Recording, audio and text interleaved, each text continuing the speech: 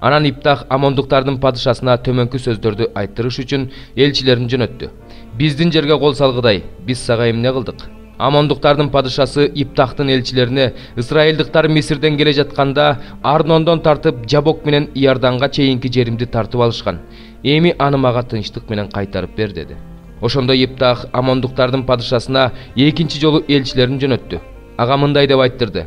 Иптах мындай дейт: Мааптыктар менен амондуктардын жерлерин Исраилдыктар тартып алган эмес. Анткени Исраил Мисирден келе жатканда чөлдөн өтүп Кызыл деңизге, анан Кадешке келген. Ал жерден Исраилдыктар Эдом падышасына чабарман жөнөтүп, сенин жериңен өтүүгө уруксаат бер деп айттырган. Бирок Эдом падышасы укпай койгон. Мааптыктардын падышасына да чабарман жөнөткөн. Ал да макул болгон эмес. Ошондуктан Исраилдыктар Кадешке токтоп калышкан. Анан Исраилдыктар чөл менен жүрүп отуруп, Эдомдуктар менен Мааптыктардын жерлерин айланып өтүп, Маап жеринин чыгыш чегарасына келип, стандары менен Арнондун аркы өзүнө жайгашкан. Бирок Мааптыктардын жерине киришкен эмес, анткени Арнон Мааптыктардын чегарасы болчу. Анан Исраил Аморлуктар менен Кешбондун падышасы Сихонго элчилерин жөнөтүп, өз жерибизге силердин жериңер аркылуу өтүп кетүүгө уруксаат бергиле деп айттырган.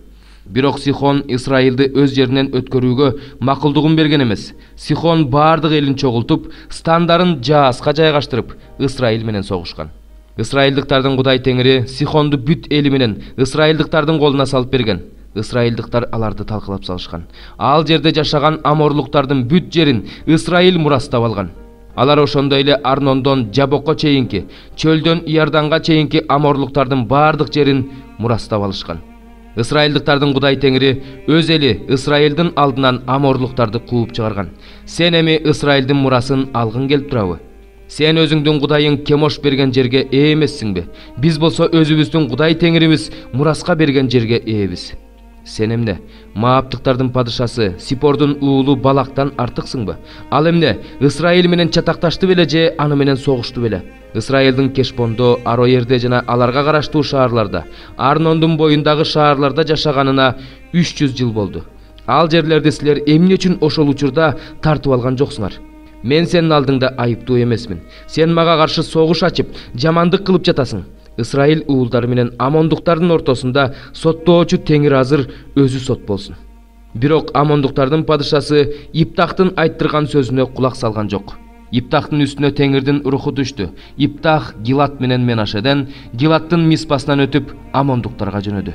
Ошондо Иптах Теңирге мындай деп убада берди: Эгерде сен Амондуктарды менин колума салып берсең, анда мен Амондуктардан тынчтык менен кайтып келе жатканда, үйүмдүн дарбазасынан алдыман эмне чыкса, ал сеники болот, Теңир. Аны мен бүтүндөй өрттөлүүчү курмандыкка чалам. Анан Иптах Амондуктар менен салгылашканы кетти. Теңир Амондуктарды анын колуна салып берди.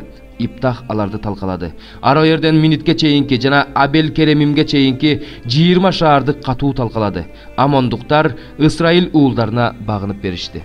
Иптах Миспага үйүнө кайтып келе жатканда алдынан дап кагып бийлеп кызы чыкты. Ал анын жалгыз кызы эле. Андан бөлөк эркек баласы да, кызы да жок болчу. Ал кызын көргөндө кийимин айрып жиберип мындай деди: Аттиң ай кызым, сен мени азапка салбадыңбы? Менин тынчтыгымды буза тургандардын эсебине сен да кирип калдың. Теңирге убада берип койбодум беле? Эми андан баш тарта албайм. Кызы ага: Атаке, Теңирге убада берип койсоң, Теңир сен аркылуу душмандарың Амондуктардан өчүңдү алып берип жаткандан кийин мен жөнүндө берген убадаңды аткар деди.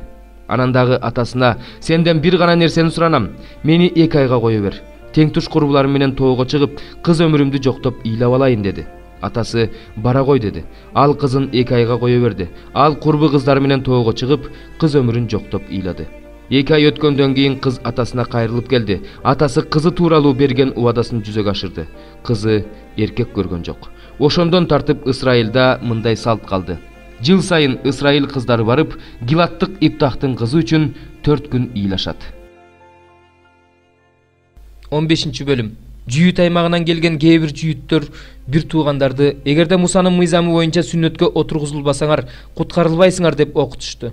Ушундан улам Павыл Барнава менен алардын ортосунда келишпестик пайда болуп, талаш тартыш чыкты. Ошондо Павыл менен Барнаваны жана дагы бир нече адамды бул маселе боюнча Иерусалимдеги элчилерге жана жыйын башчыларына жиберүүнү чечишти. Жийин тарабынан жөнөтүлгөн алар Финикия менен Самарияны аралап бара жатып, ал жерлердеги бир туугандарга бутпарастардын Кудайга кайрылышкандыгы жөнүндө айтып, бардыгын кубандырышты. Иерусалимге келишкенде аларды жийин, элчилер жана жийин башчылары кабыл алышты. Алар Кудайдын өздөрү аркылуу кылган иштеринин бардыгын, анын бутпарастар үчүн ишеним эшигин кандай ачкандыгын айтып беришти.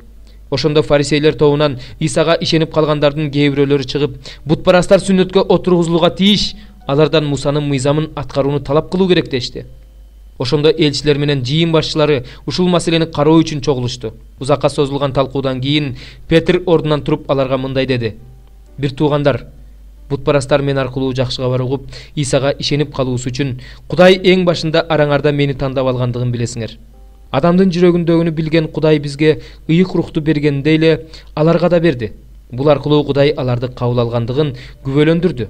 Алардын жүрөктөрүн өздөрүнүн ишеними аркылуу тазалап, алар менен биздин ортобуздагы айырмачылыкты жок кылды. Эмне үчүн силер шакирттердин мойнуна ата бабаларыбыз да, биз да көтөрө албаган түйшүктү жүктөп, Кудайды сынап жатасыңар. Бирок биз Теңирибиз Иса Машаяктын ырайымы менен алар сыяктуу эле куткарыларыбызга ишенебиз. Ошондо бүт эл тынчтанып, Барнава менен Павылдын сөзүнө кулак салышты. Алар Кудайдан бутпарастар арасында кандай ажайыптар менен кереметтерди жасагандыгын айтып беришти.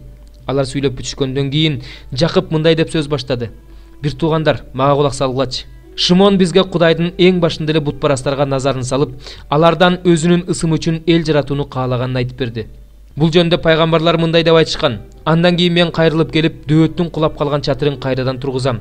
Анын ичиндеги бузулган жерлерин калыбына келтирем, аны оңдойм. Ошондо менин ысымым кайсы элдердин арасында жарыя кылынса, ошол элдердин бардыгы Теңирди издешет дейт. Ушунун бардыгын жасап жаткан Теңир. Байыртадан бери эле Кудайга өзүнүн бардык иштери белгилүү. Ошондуктан мен бутпарастардын арасынан Кудайга кайрылгандарга ашыкча нерселерди жүктөбөө керек деп ойлойм. Тескерисинче аларга мындай деп жазып жибериш керек: буркандарга чалынган курмандыкты канды жана кан агызылбаган жан-жаныбардын канаттуунун этин жебегиле, ойноштук кылбагыла, өзүңөргө каалабаган нерсени башкаларга да каалабагыла. Анткени байыртадан бери эле Мусанын мыйзамы бардык шаарларда айтылып, ар бир ишемби күнү синагогаларда окулуп келе жатат.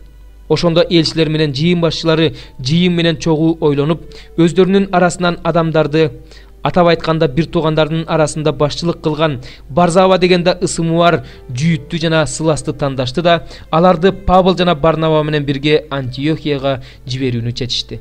Төмөнкүдөй кат жазып, алар аркылуу берип жиберишти: элчилердин, жийин башчыларынын жана бир туугандардын атынан Антиохиядагы, Сириядагы жана Киликиядагы бутпараст бир туугандарыбызга салам айтабыз.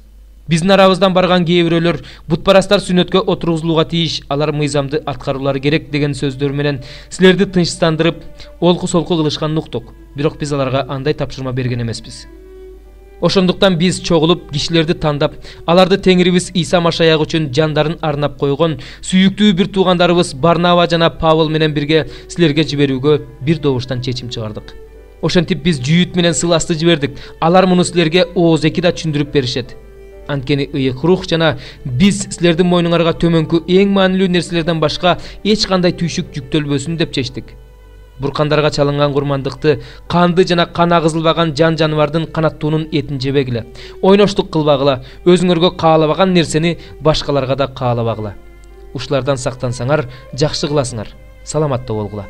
Ошентип жөнөтүлгөндөр Антиохияга келишти да, жыйынды чогултуп катты тапшырышты. Алар болсо катты окуп чыгып, бул акыл насаатка кубанышты. Жүйүт менен Сылас пайгамбар да болушкандыктан бир туугандарга көптөгөн акыл насааттарды айтып, алардын ишенимин бекемдешти. Ал экөө Антиохияда дагы бир аз убакыт болушкандан кийин бир туугандар аларды элчилерге тынчтык менен узатып жиберишти. Бирок Сылас Антиохияда калууну чечти. Жүйүт болсо Иерусалимге кайтты. Павыл менен Барнава да Антиохияда калып, башка көптөгөн адамдар менен бирдикте Теңирдин сөзүн үйрөтүп жана таратып жүрүштү. Бир аз убакыт өткөндөн кийин Павыл Барнавага Теңирдин сөзүн кайсы шаарларда айтсак, ошол шаарлардагы бир туугандарга кайра барып, алардын кандай жашап жатышканын көрүп келели деди. Барнава Марк дегенде ысымы бар жаканды ээрчитип алгысы келди. Бирок Павыл өздөрүнө тапшырылган ишке чогуу барбай, Памфилияда калып калган жаканды ээрчиткиси келген жок. Ушундан улам Павыл менен Барнаванын ортосунда келишпестик пайда болуп, экөө бири-биринен бөлүнүп кетишти. Барнава Маркты алып Кипрге сүзүп кетти. Павыл болсо Сыласты тандап алды да, бир туугандар тарабынан Кудайдын ырайымына тапшырылып жолго чыкты. Ал Сирияны жана Киликияны кыдырып, ал жерлердеги жыйындарды бекемдеп жүрдү. 24 бөлүм. Теңир мага Теңирдин ибадатканасынын алдына коюлган анжыр салынган эки себетти көрсөттү. Бул Бабыл падышасы, Небухаднецар Жүйүт падышасы Жаяким уулу Жаякинди жана жыгач усталары, темир усталары менен Жүйүт төрөлөрүн туткундап, Иерусалимден Бабылга алып келгенден кийин болду. Бир себетте өтө жакшы эрте бышуучу анжыр мөмөлөрү, экинчи себетте жараксыз болгондуктан жегенге болбой турган өтө жаман анжыр мөмөлөрү бар экен. Ошондо Теңир менден: "Сен эмнени көрүп турасың, Жеремия?" деп сурады. Мен: "Жакшы анжырлар өтө жакшы экен, ал эми жаман анжырлар өтө жаман экен. Ошон үчүн аларды жегенге болбойт, анткени алар эң жаман" дедим. Ошондо Теңирден мага сөз болду. Исраилдин Кудай Теңири мындай дейт: "Мына бул жакшы анжырларга окшоштуруп, мен өзүм бул жерден Каздимдердин жерине жиберген Жүйүт туткундарын жакшы деп эсептейм. Аларга жакшы болсун деп мен аларга назар салам. Аларды бул жерге кайра алып келем. Мен аларды тургузам, аларды бүлүндүрбөйм. Мен аларды отургузам, алардын тамырын кыйбайм. Мен аларга менин Теңир экенимди биле турган жүрөк берем. Ошондо алар менин элим болушат. Мен болсо алардын Кудайы болом, анткени алар мага чын жүрөктөн кайрылышат. Ал эми жараксыз болгондуктан жегенге болбой турган жаман анжырлар тууралуу Теңир мындай дейт: Мен Жүйүт падышасы Ситкияны жана анын төрөлөрүн, бул жерде калган жана Мисир жеринде жашаган Иерусалим тургундарын ушундай кылам. Мен кууп жиберген бардык жерлерде алардан четтешет, аларга жамандык кылышат, алар лакап болушат, каргышка калышат. Мен аларды өздөрүнө жана ата-бабаларына берген жерден жок кылмайынча аларга каршы кылыч, ачарчылык, жугуштуу оору жиберем. 10 бөлүм. Иса ал жерден чыгып, Иордан дарыясынын наркы өзүндөгү Жүйүт аймагына келди. Анын жанына кайрадан көп эл чогулду. Ал адатынча аларды окута баштады. Фарисейлер келип Исадан: "Эркекке аялын кетирүүгө болобу?" деп сынап сурашты. Иса аларга жооп бере: "Муса силерге кандай осуят берди эле?" деп сурады. Алар: "Муса эркектин талаккат жазып, аялын кетирүүсүнө уруксаат берген" дешти. Ошондо Иса аларга мындай деп жооп берди: "Силердин таш боордугуңардан улам Муса силерге ушул осуятты жазып калтырган. Кудай дүйнөнү жарата баштаганда эле адамдарды эркек аял кылып жараткан. Ошондуктан адам ата-энесин таштап, аялы менен биригет. Экөө бир дене болот. Ошентип алар экөө эмес, бир дене. Демек Кудай кошконду адам ажыратпасын." Үйгө келишкенде шакирттери Исадан ушул жөнүндө дагы сурашты. Иса аларга: "Аялын кетирип, башканы алган адам ойноштук кылган болот. Күйөөсүн таштап, башкага тийген аялда ойноштук кылган болот" деди. Иса колун тийгизип койсун деп, кээ бирөөлөр ага балдарын алып келишти. Бирок шакирттер аларга тоскоолдук кылышты. Муну көргөн Иса ачууланып аларга мындай деди: "Балдардын мага келүүсүнө жол бергиле, аларга тоскоолдук кылбагыла, анткени Кудайдын падышачылыгы ушундайлардыкы. Силерге чындыкты айтып коеюн, ким Кудайдын падышачылыгын баладай кабыл албаса, ал ага кирбейт." Анан ал балдарды кучактап, алардын үстүнө колун коюп, батасын берди. Иса жолго чыкканда кимдир бирөө чуркап келип, анын алдына тизелеп жыгылды да: "Жакшы устат, түбөлүк өмүргө ээ болуу үчүн эмне кылышым керек?" деп сурады. Иса ага: "Мени эмнеге жакшы дейсиң? Кудайдан башка эч ким жакшы эмес. Ойноштук кылба, киши өлтүрбө, бирөөгө жалаа жаппа, уурдаба, таарынтпа, ата-энеңди сыйла деген осуяттарды билесиң" деди. Ал Исага: "Устат, мен мунун бардыгын жаш чагымдан бери аткарып жүрөм" деп жооп берди. Иса аны карап жакшы көрө мындай деди: "Сага бир нерсе жетишпейт. Бар да колуңда болгондун бардыгын сатып, жакырларга таратып бер. Ошондо асманда казынаң болот. Анан кел да айкаш жыгачыңды алып, мени ээрчип жүр." Ошондо ал бул сөзгө капа болуп, көңүлү чөккөн бойдон кетип калды. Анткени анын мал мүлкү көп эле. Иса тегерегин карап шакирттерине: "Байлардын Кудай падышачылыгына кириши кандай кыйын" деди. Шакирттер анын сөздөрүнө аябай таң калышты. Бирок Иса кайрадан аларга: "Балдар, байлыгына ишенгендердин Кудай падышачылыгына кириши кандай кыйын. Бай адамдын Кудай падышачылыгына кирүүсүнө караганда ийненин көзүнөн төөнүн өтүүсү оңоюраак" деди. Алар аябай таң калышып, өздөрүнчө: "Анда ким куткарылат?" дешти. Иса аларды карап: "Адамдар муну кыла алышпайт, бирок Кудай кыла алат, анткени Кудай бардыгын кыла алат" деди. Петрага: "Мына, биз баарын таштап, сени ээрчип жүрөбүз" деп айта баштады.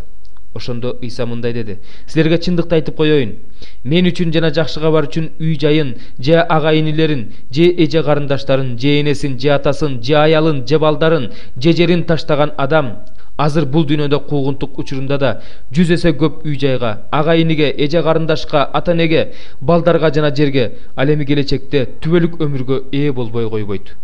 Биринчилердин көпчүлүгү акыркы, акыркылардын көпчүлүгү биринчи болот. Алар Иерусалимди көздөй бара жатышты. Иса алардын алдында бара жатты. Анын артынан ээрчип бара жаткан шакирттердин үрөйлөрү учуп, коркуп жүрүп отурушту. Иса 12 шакиртин чакыртып алып, аларга өзүн эмне күтүп тургандыгы жөнүндө кайрадан мындай деп айта баштады. Мына, биз Иерусалимге жакындап калдык. Адам уулун башкы ыйык кызмат кылуучулар менен мыйзам окутуучулардын колуна салып беришет. Ага өлүм жазасын өкүм кылып, бутпарастардын колуна өткөрүп беришет. Аны кордошот, сабашат, бетине түкүрүшөт, аны өлтүрүшөт, бирок ал 3-чү күнү тирилет. Ошондо Зебедейдин уулдары Жакып менен Жакан Исага жакын келип, "Устат, биздин суранчыбызды орундатышыңды каалайбыз" дешти. Иса аларга "Эмне кылышымды каалайсыңар?" деди. Алар Исага "Өзүңдүн даңкыңа ээ болгонуңда бирибизге оң жагыңа, бирибизге сол жагыңа отурууга уруксат бер" дешти. Бирок Иса аларга "Эмне сурап жатканыңарды билбейсиңер? Мен иче турган чөйчөктөн иче аласыңарбы? Мен чөмүлдүрүлө турган чөмүлдүрүү менен чөмүлдүрүлө аласыңарбы?" деди. Алар "Ошенте алабыз" деп жооп беришти. Иса болсо аларга "Мен иче турган чөйчөктөн ичесиңер, мен чөмүлдүрүлө турган чөмүлдүрүлүү менен чөмүлдүрүлөсүңөр. Бирок менин оң жагым менен сол жагыма отургузуу менин колумда эмес. Кимге даярдалган болсо ошол отурат" деди. Муну уккан 10 шакирт Жакып менен Жаканга ачуулана башташты. Иса болсо шакирттерин чакырып, аларга "Элге башчылар үстөмдүк кыларын, төрөлөр бийлик жүргүзөрүн билесиңер. Бирок силердин араңарда мындай болбосун. Тескерисинче, араңарда ким чоң болгусу келсе, ал силерге кызматчы болсун. Араңарда ким биринчи болгусу келсе, ал баарыңарга кул болсун. Анткени Адам уулу да өзүнө кызмат кылдыруу үчүн эмес, тескерисинче өзү кызмат кылуу үчүн, өз жанын берип, көптөрдү куткаруу үчүн келген" деди. Алар Жерихо шаарына келишти. Иса Жерихо шаарынан шакирттери жана көп эл менен чыгып бара жаткан. Ошол учурда Тимей уулу Бартимей деген сокур адам жол боюнда кайыр сурап отурган. Назареттик Иса өтүп бара жатканын уккан ал "Иса, Дөөттүн уулу, мага ырайым кыла көр" деп кыйкыра баштады. Көптөр аны тыйып жатышты. Бирок ал "Дөөттүн уулу, мага ырайым кыла көр" деп ого бетер катуу кыйкыра баштады. Иса токтоп, "Аны чакыргыла" деди. Ошондо сокур адамга "Коркпо, ордуңдан тур, сени чакырып жатат" дешти. Ал сырткы кийимин чечип ыргытты да ордунан туруп Исанын жанына келди. Иса андан "Мен эмне кылышымды каалайсың?" деп сурады. Сокур адам ага "Устат, көзүм көрсө экен" деди. Ошондо Исага "Бара бер, сени ишенимиң куткарды" деди. Ошол замат анын көздөрү көрүп калды. Анан ал Исанын артынан ээрчип жөнөдү.